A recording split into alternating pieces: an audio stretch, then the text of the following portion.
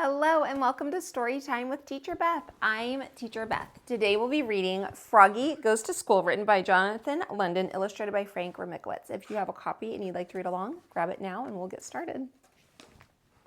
Froggy Goes to School. It was the first day of school. Froggy woke up and looked out the window. The sun was high in the sky. "Oh no, the bus," he cried. "I'll miss the bus." He hopped out of bed and flopped outside. Flop, flop, flop. The school bus was leaving. "Wait, wait," he yelled and took a mighty hop. The bus hissed to a stop and the door folded open. Froggy flopped up the steps, flop, flop, flop. But when he reached the top, everyone laughed and pointed their fingers. "Froggy," yelled his friend Max. "What? Did you forget something?" Froggy looked down. Oops! He was in his underwear. He dashed to the back of the bus and hid behind Max's umbrella all the way to school. At school, he hopped behind the bushes. He tried to hide behind the flagpole. He rolled down the hall like a bowling ball, and in class, he pretended to be a flower pot. "Froggy," called his teacher. "What?" But it wasn't his teacher at all. It was his father. Froggy rubbed his eyes. He had been dreaming. Whew. He was still in bed. "Rise and shine," Froggy said to his father. "It's the first day of school." This time, Froggy got all dressed. Zip, zoop, zip, zip, zip, zip, zap. Then he flopped into the kitchen. Flop, flop, flop.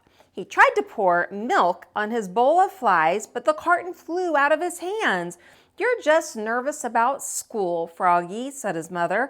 "Everybody is the first day." "Not me," cried Froggy. And together they leapfrogged all the way to the bus stop. Flop, flop, flop. At school, Froggy found his name tag on the table. He liked his name. It was the first word he knew how to read. It was the only word he knew how to read. Froggy.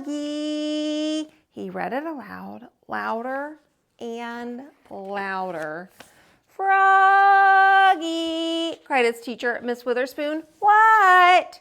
"Hush, dear. It's time to pay attention." But it was hard to pay attention. He squirmed. He looked out the window, and at the falling leaves, he felt like a leaf falling, falling. Plop! He fell out of his chair. "Oops! Kindly stay in your seat, dear," said Miss Witherspoon. "We'll sit on the floor at circle time." At circle time, Miss Witherspoon said, "Now, children, today I'd like you to tell us what you did last summer. Who wants to go first?" Froggy shouted, "Me, me, me, me, me."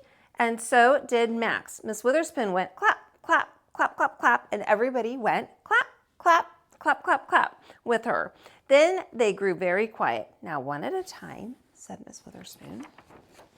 When Froggy's turn came, he jumped up and said, "Last summer, I learned how to swim." And he sang, "Bubble, bubble, toot, toot, chicken, airplane, soldier."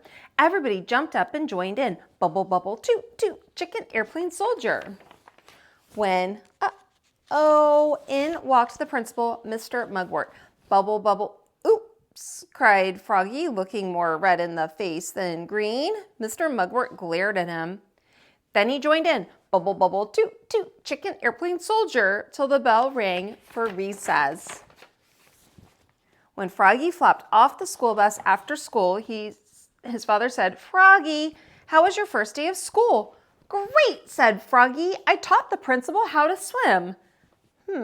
That's nice," said his mother. "But where's your lunchbox and baseball cap?" "Oops, I left them at school." "Oh, Froggy, when will you ever learn?" said his mother. "That's why I'm going to school, Mom." And together they leapfrogged home. They leapfrogged all the way home. Flop, flop, flop. The end.